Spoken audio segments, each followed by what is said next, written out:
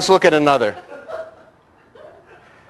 Here, this is from Agora for a financial newsletter. I can't remember which one it was, but it was one of their financial newsletters. And it was a mailing. CSX Scientific Stock System offers huge 252% stock profits since the beginning of the year when the NASDAQ fell 31%. This is a few years old. The S&P plunged 22% and the Dow slumped 15%. Now, big promise, but how many of you, when you see this now, or if you got it at home, your kind of reaction would be, excuse my language, bullshit.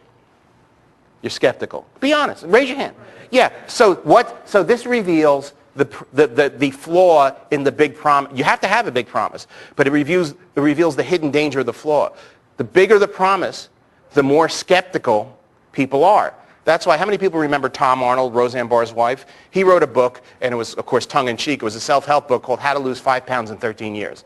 Not a big promise. You could believe that you could achieve that.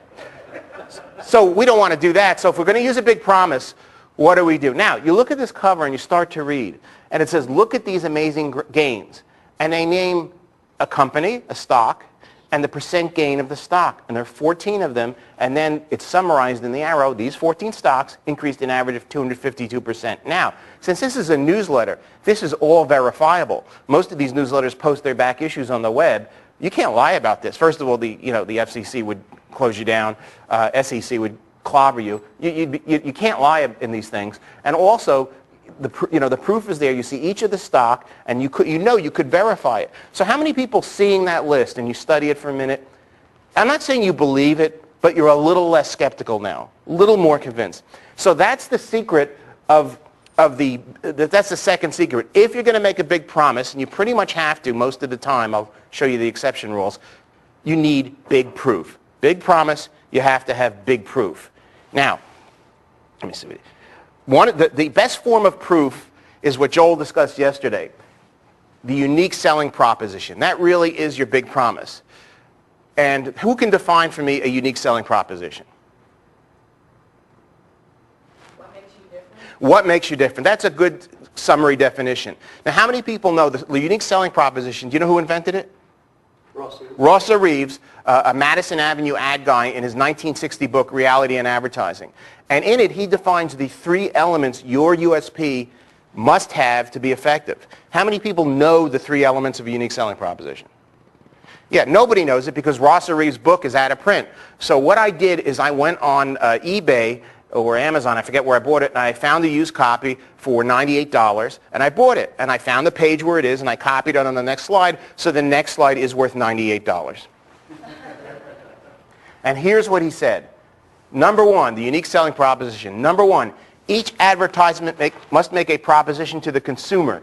Each must say to the reader, buy this specific product, and you will get this specific benefit. And if you look at this headline, you can see the benefit. We know that, so there has to be a benefit. That's no news.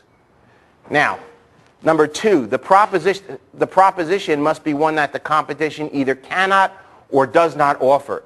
It must be unique, either a uniqueness of brand or a claim not otherwise made in that particular field. So that's where the U in unique selling proposition comes in. For example, we have people here who are doing internet marketing, how to make money in internet marketing. We have people who are doing real estate.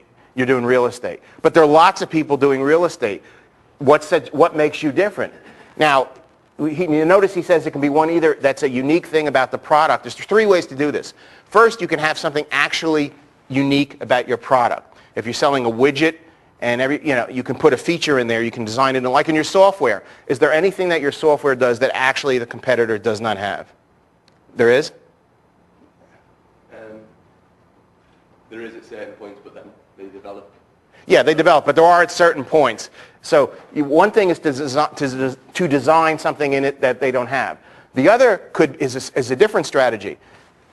You may not have a unique benefit or feature, but they're not talking about a certain benefit or feature that you decide to highlight. Does anybody ever read Scientific Advertising by Claude Hopkins? Okay, everyone should read that, and you can download it for free on the internet. Just Google Scientific Advertising. And he tells a story.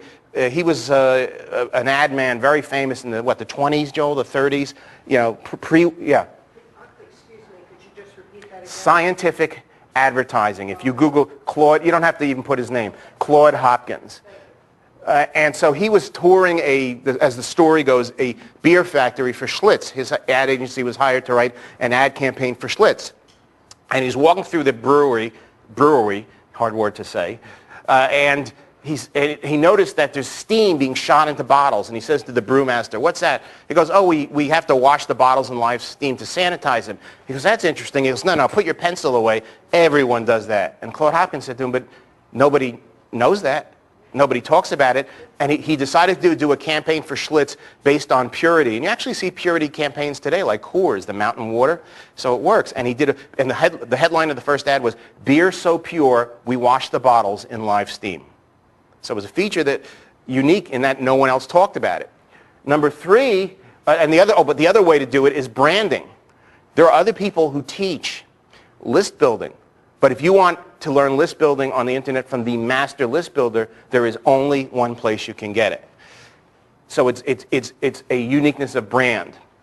The third is the proposition must be so strong that it can move the mass millions, or in a targeted niche market, the mass thousands, or in some cases the hundreds, like with your Manatech people, that it can move them over to your product.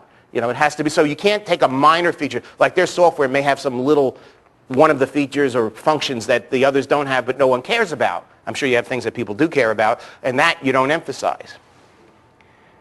So looking at unique selling proposition, how many people, for example, can name the unique selling proposition of Morton Salt? Does anybody remember? When it rains, it pours. Means it wouldn't stick. How about this one? I'm sure more will know. Maxwell House. Good to the last drop. M&M's. Melts in your mouth, not in your hands. Now think about it. You say, why can't someone, the competitors can copy it. But if you're M&M's and you spend like, $80 million over the last 3 years advertising your M&M's, and then Reese's, whoever comes out with their hard-shelled chocolate, what are they going to say? We also melt in your mouth, not in your hand? You own the unique selling proposition if you've established it through your marketing. I'm going to skip that for now and go to this technique. Another way if you're going to make a big claim, here's another technique that works. You could have big proof, but another way is to have a secondary promise. And let me explain this. The danger of the big promise is that it may sound so fantastic that the reader does not believe it. Make 252% stock profits with the XYZ system. In that case, use a secondary promise. The secondary promise is a lesser benefit that the product also delivers. Although not as large as the big promise, the secondary promise should be big enough so that by itself it is reason enough to order the product, yet small enough so that it is easily believed. And I'll show you an example in a minute.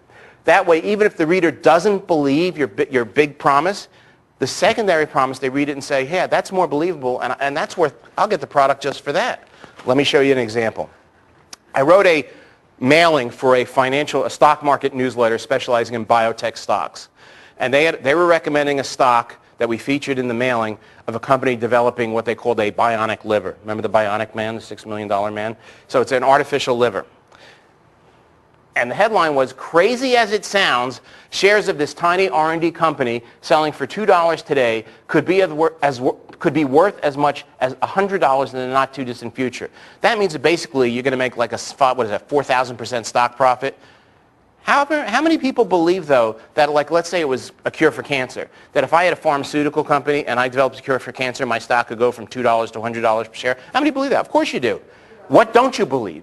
You don't believe I have a cure for cancer. You don't believe they can develop this bionic or artificial liver. And liver disease, as we explained in the package, that's like the #2 killer. It's a huge, big problem, much, but less publicized than cancer.